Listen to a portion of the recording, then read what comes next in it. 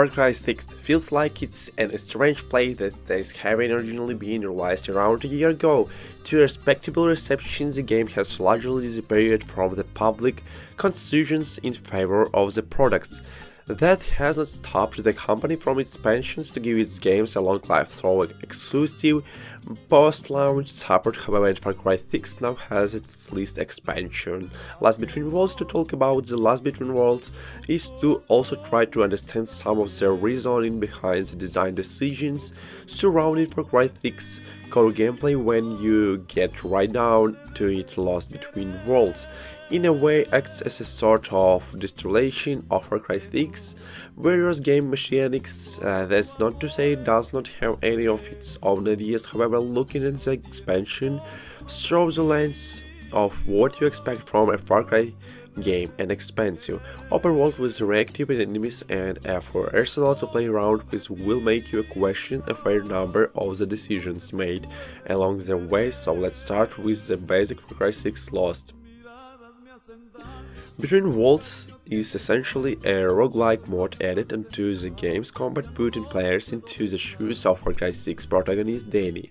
Once more, the expansion takes you through a series of handcrafted levels with smaller pockets of randomness strewn about as you try to get your hands on some sci-fi crystals die.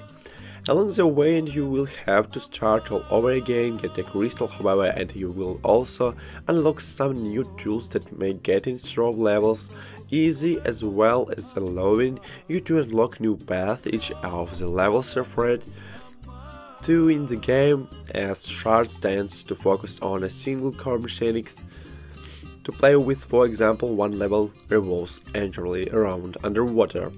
The reversal having you manage your oxygen levels while fending off sharks and underwater mines as you try to negative the travel's bizarre architecture. Another will you have run from cover to cover as you try and avoid a constant barrage of random lightning strikes. Yet another one has you try and navigate a relatively straightforward maze that also happens to have moving walls. When it comes to variety, I cannot really find much in the way of fouls with Far Cry 6 Last Between Worlds. Where I do find fouls, however, is in the core gameplay of Far Cry 6. While being a component shooter on its own doesn't actually hold up when you take just the shooting into account, the game generally always fails greater than the sum of its parts thanks to the interaction with the open world sandbox. Alongside the shooting, Last Between Worlds, however, focus on just the shooting and core combat, which, while alright to start out with, can start to get boring quite quickly. It of course does not help that the primary enemies to fight are just personality-led shellclouds of humans glowing either blue or red, which is a mechanic that feels essentially pointless how it works. Either blue enemies can only take damage from blue weapons and red enemies can only take damage from red weapons.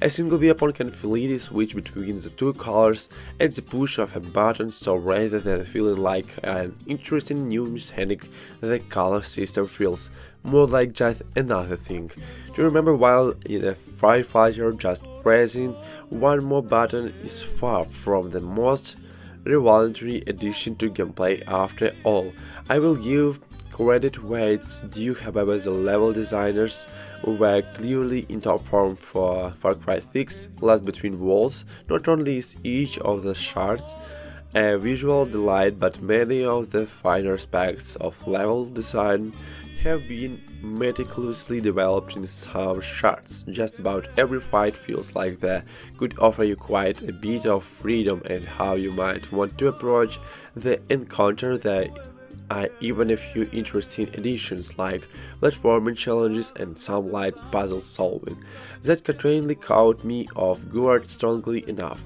A lot of Far Cry 6 Lost Between Worlds reminds me of Destiny 2 right from the opening, which involves Danny dying to a mysterious explosion and being revived by a floating orb, down to the extent of the platforming challenges I mentioned previously. Lost Between Worlds feels like a thrill run to potentially try much more ambitious ideas in its next VPS outing. I played Far Cry 6. The loss between Worlds and PC, which while Georgios certainly has its fair share of issues, the biggest problem, one I'm surprised the developer still hasn't officially solved despite the game having come out over a year ago, is how Far Cry 6 field of view work. The game lets you rise the foe, which many PC players tend to do owing to playing closer to their screens that console players for some reasons. However, the foe use that only applies to when you are on foot, get into a vehicle, and the game will zoom out incredibly restrictive 15th degree foe. Even simpler things like climbing a ladder or jumping over a ledge zooms you in and out for no real reasons. Now, while there are mods and file edits you can use to fix the foe issues, this still should have been officially fixed by the developer, so an update after all the PC players shouldn't have to use mods just to make the game playable. And the way Far Cry 6 constantly zooms the camera in and out over the course of regular play sessions is bound to make someone sick. On the technical side of things, there wasn't really much to complain about. The game looks great and runs fine on my system, which is required with a Ryzen 5 316 GeForce RTX 2016 Ti. Loading times were great thanks to playing the game off a SATA SSD. I was quite easily able to maintain over 16 frames per second. So I think Far Cry 6 is so great game in this year, and so thanks for watching. Press like. Goodbye.